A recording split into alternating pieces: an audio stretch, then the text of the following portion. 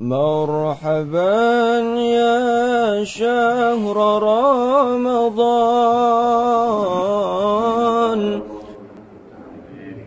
يا رسول الله سلام عليك يا رفيع الشأن والدرج يا رسول الله سلام عليك يا رفيع الشأن كل بيت أنت ساكنه ليس محتاجا إلى السرج يا رسول الله سلام عليك يا رفيع الشأن والدرج وجهك الميمون حجتنا يوم تأتي الناس بالحجج يا رسول الله سلام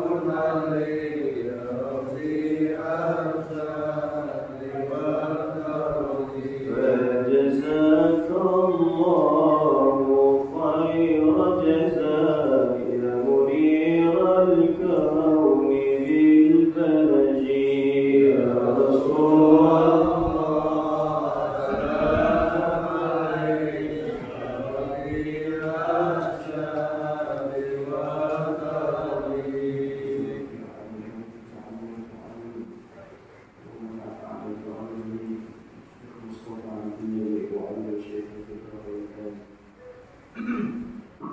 Baik, alhamdulillah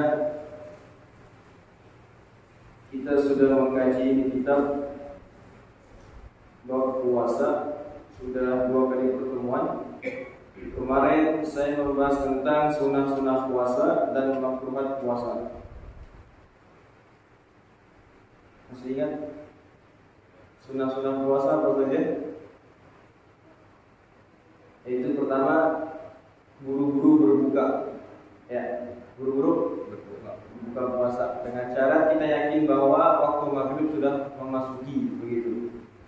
Kalau kemarin gimana contohnya, dia makan buru-buru tapi ternyata belum azan dan dia nggak tahu, itu gimana hukumnya kemarin? Sah tidak puasanya? Tidak, puasanya batal. Ya, dia buru-buru buka puasa padahal belum azan gitu.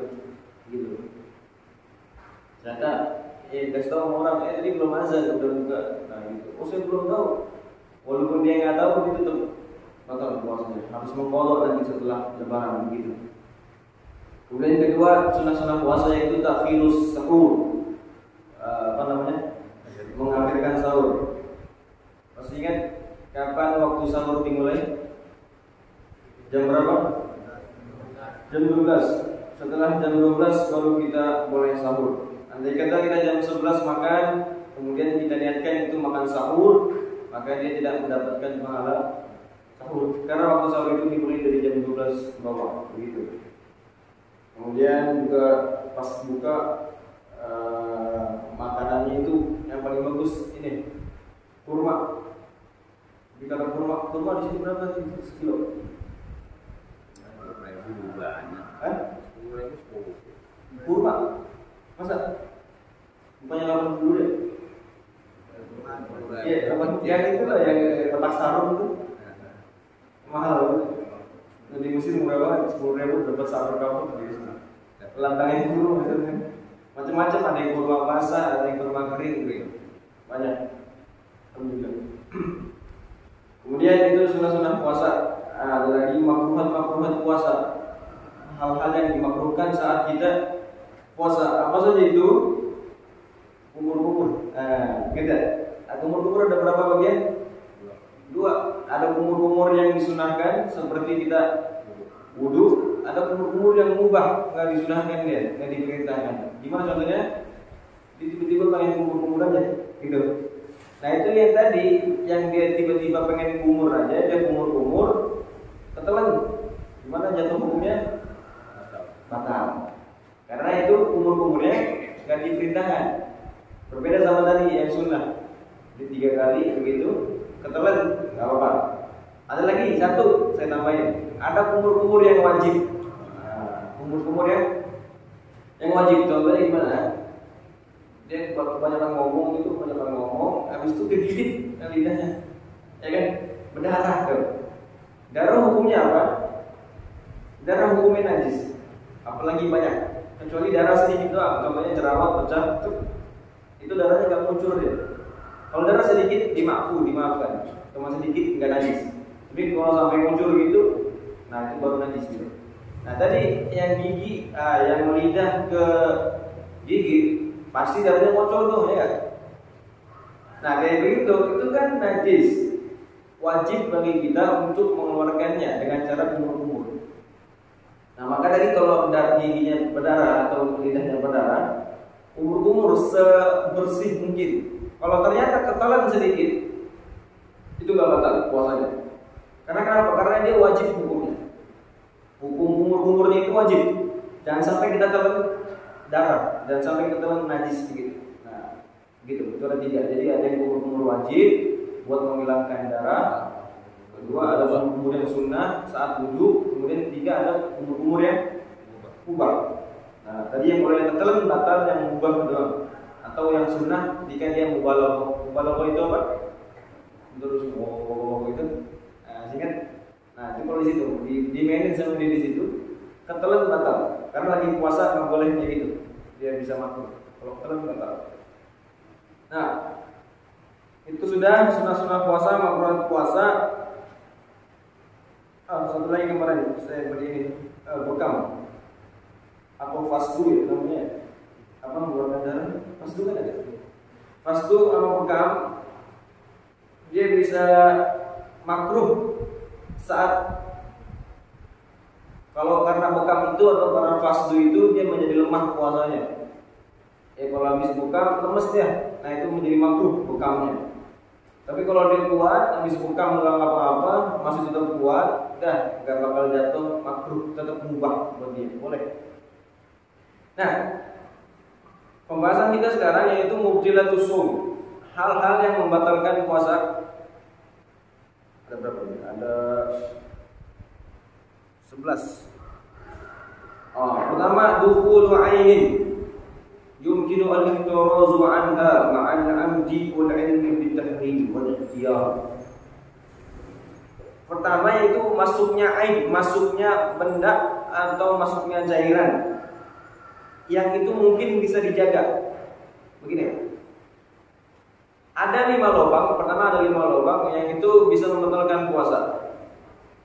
Pertama kuping, telinga, kedua mulut, kedua hidung, mulut, kemudian dubur dan ubul, lubang depan, lubang belakang. Nah ini 5. Kuping, hidung, mulut, lubang depan, lubang belakang. Mata enggak termasuk. Jadi di sini ulama Syafi'i menyebutkan min manfadil maftuh. Manfaz maftuh artinya manfaz itu kayak jendela. Jendela maksudnya sesuatu yang terbuka, maftuh. Kebuka secara jelas dia. Ini kan kuping bolong ya. Secara jelas tuh dia kebukanya tuh. Maka kalau ada benda masuk ke situ batal. Hidung jelas, mulut jelas, lubang belakang itu jelas. Mata ini kebuka nggak secara jelas dia? Kebuka. Dia kebuka. Tapi di sini di bawahnya, masuk ke matanya itu ulama Syafi'i mengkiaskan atau menyamakan mata itu seperti pori-pori. Seperti pori-pori ini. Pori-pori maksudnya kalau kulit kita kena air gitu, itu pasti air itu bakal meresap ya kan? Nah, itu sama seperti itu. Mata jika kemasukan sesuatu kemudian memakai obat mata, dia nggak batal saat puasa. Oke, kita perjelas. Ini yang tadi bendanya, cairan atau benda, itu yang masuk ke tubuh kita lewat 5 lubang tadi, dia syaratnya nggak mungkin bisa terjaga. Contohnya begini, nggak mungkin bisa terjaga. Contohnya saya di Mesir nih, di Mesir itu di belakang rumah saya padang pasir, langsung padang pasir banyak banget. Nah itu kalau lagi angin kenceng, itu pasir terbang-terbang tuh. Contohnya saya lagi main ke sana sama teman saya ngobrol gitu. itu otomatis pasir masuk dalam mulut, ya nggak? Ya, debu pasir masuk dalam mulut saya itu. Kalau begitu nggak batal. Kenapa nggak batal? Karena nggak mungkin untuk dijaga tuh si pasir buat masuk. Jelas? Ya nggak mungkin tuh tiba-tiba masuk sendiri ya masuk. Kecuali saya makan pasirnya, gitu. Pasir ambil makan. Nah begitu beda. Sama tadi ya kayak gitu. Yang nggak mungkin untuk dijaga. Atau di sini lagi jalan-jalan di manapun ada debu, ngomong kita masuk karena itu nggak bisa dijaga, nggak apa-apa, nggak batal. Ya.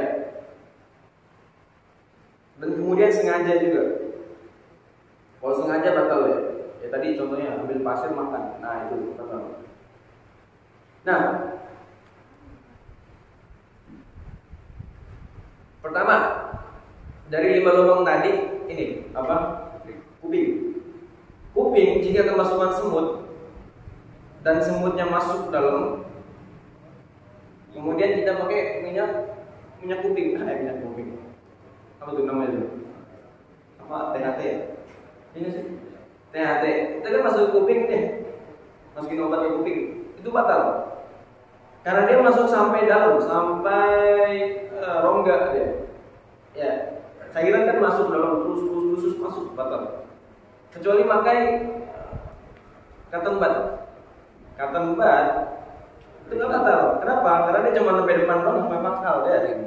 Sampai pangkal doang, sampai pangkal, kemudian kita tarik lagi. Kecuali cotton bud dimasukin dulu, kalau dia. Nah itu kan masuk. Nah itu kuping tuh. Jadi kalau kemasukan sesuatu batal. Kemudian kedua, mata dulu saya bahas. Mata saya bahas tadi sudah saya kasih tahu bahwa dia kalau kemasukan sesuatu semut, kemudian kita pakai obat insto atau apa gitu, obat mata, itu walaupun ada rasanya di tenggorokan. Ya, biasanya kalau pakai, saya pernah nyobain itu pakai insto yang rasanya di sini adanya. Ya, kerasa di tenggorokan tuh. Itu nggak batal. Karena tadi disamakan dengan kulit. Si mata itu disamakan dengan kulit. Jadi nggak batal. Ya, walaupun ada rasa di tenggorokan nggak apa-apa. Terusin aja. Kecuali minum insto dia. Insto dari mulut. Nah, itu berbeda. Walaupun rasanya sama begitu. Begitu pengertiannya. Dari mata nggak batal.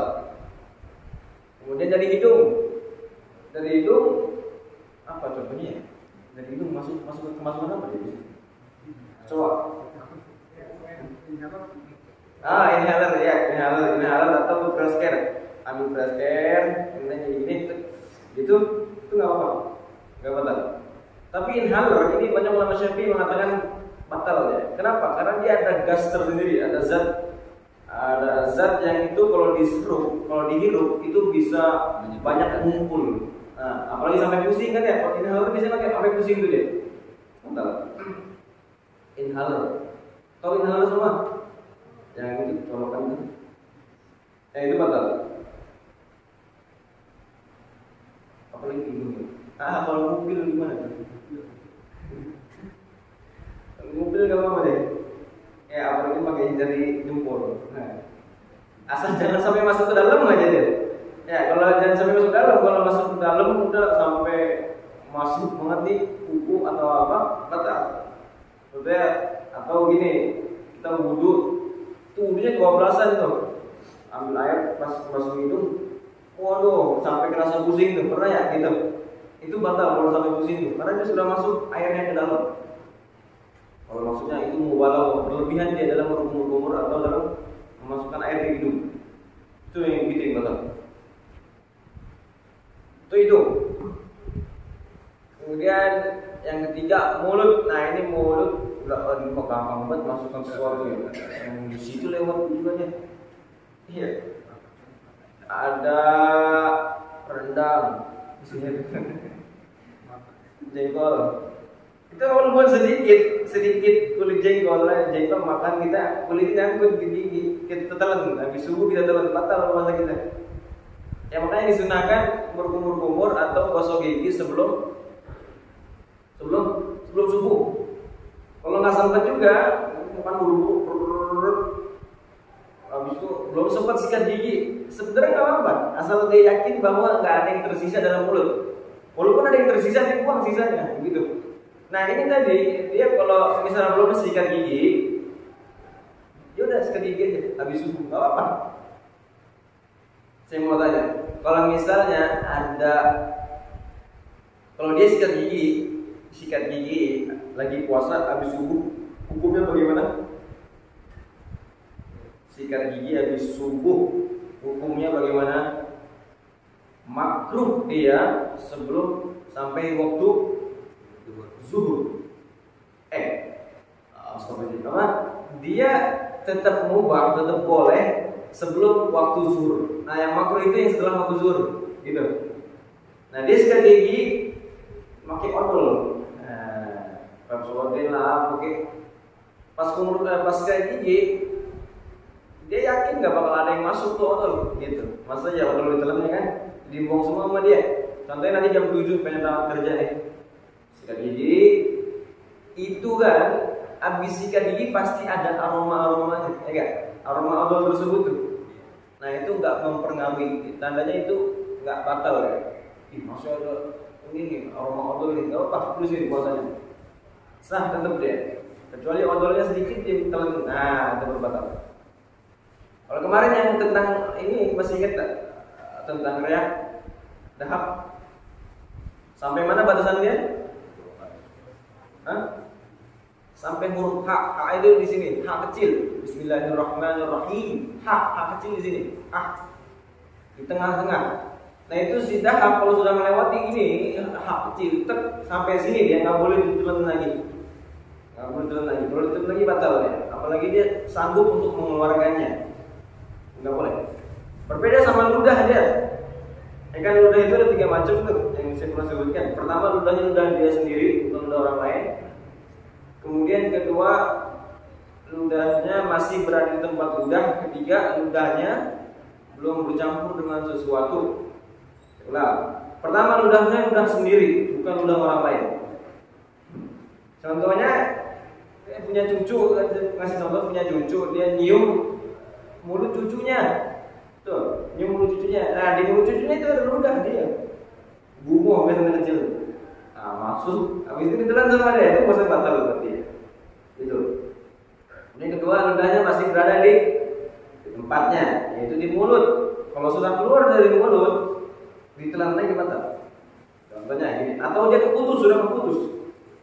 Ini ludah kalau dimainin, biasanya bocah-bocah anak kecil di ludahnya putus. Di sebelah gimana dia, gitu kan? Itu kan udah keluar tuh, tapi belum potong ludahnya, ya kan?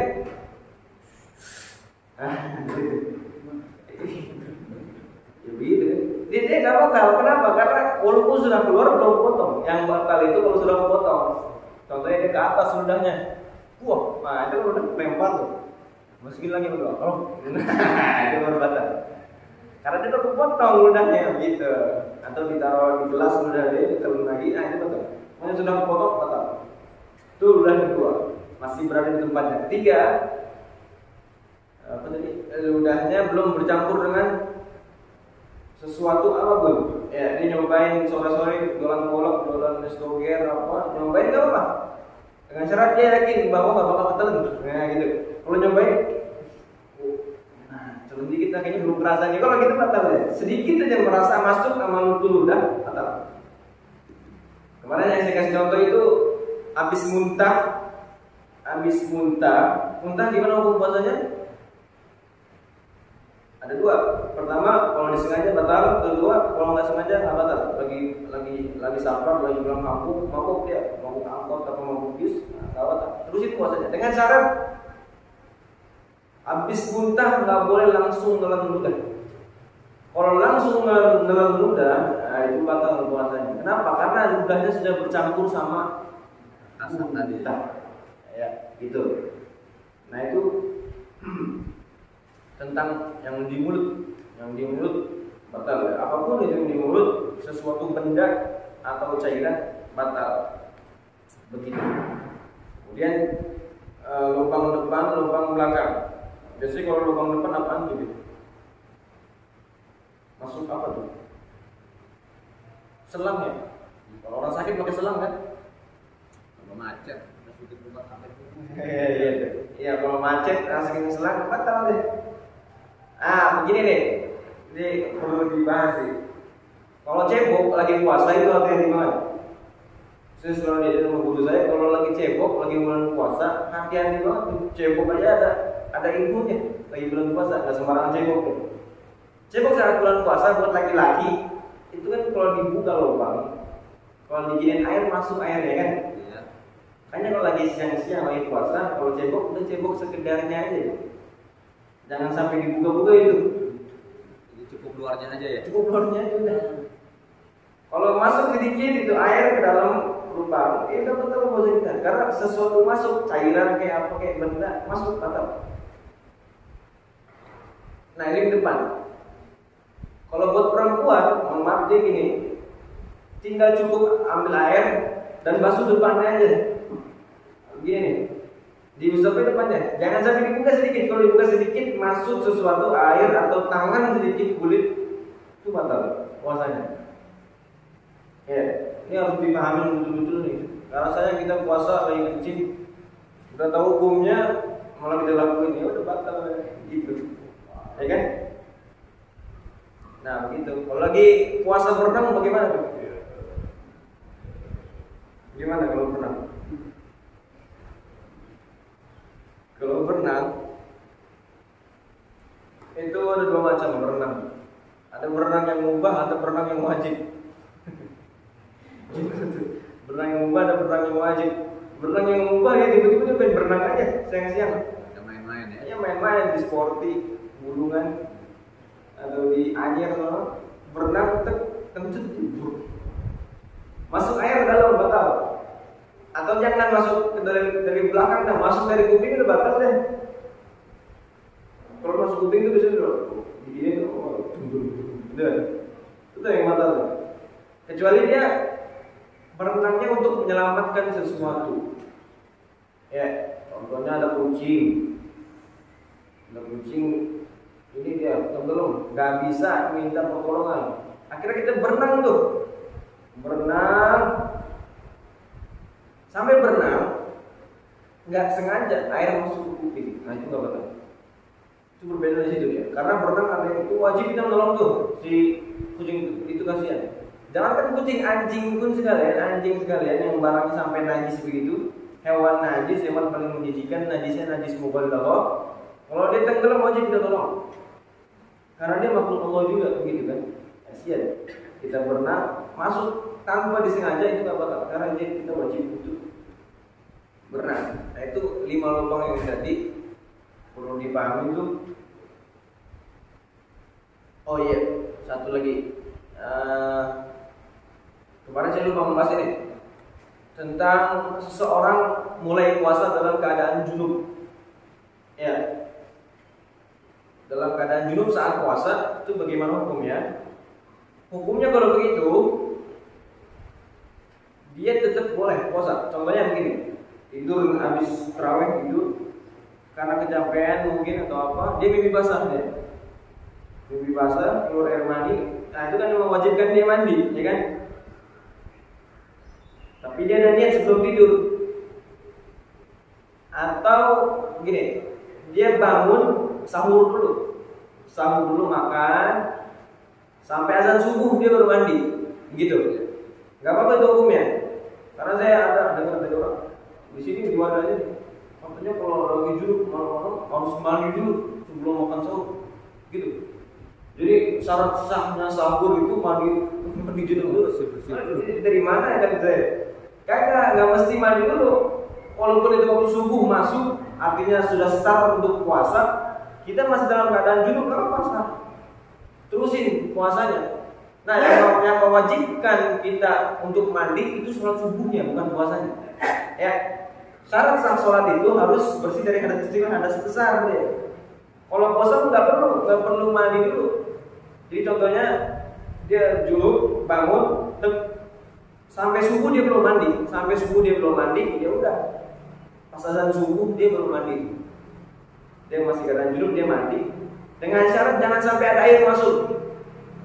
Ya, jangan sampai ada air masuk ke kuping, ke telinga. ke hidung, itu jangan sampai. Harus dijaga betul-betul. Nah gitu. Sama kayak orang siang, waktu siang dia tidur nanti habis zuhur, pas tidur dia mimpi basah juga gitu. Nah ini kan junub, dia harus besar. Anda sebesar kayak gitu, dia nggak sengaja karena dia bukan pilihan dia, nggak batal. Terusin aja puasanya, mandi tetap sah. Asal tadi jangan sampai masuk ke kuping, mulut gitu. Dah cukup segitu. Silakan ada pertanyaan.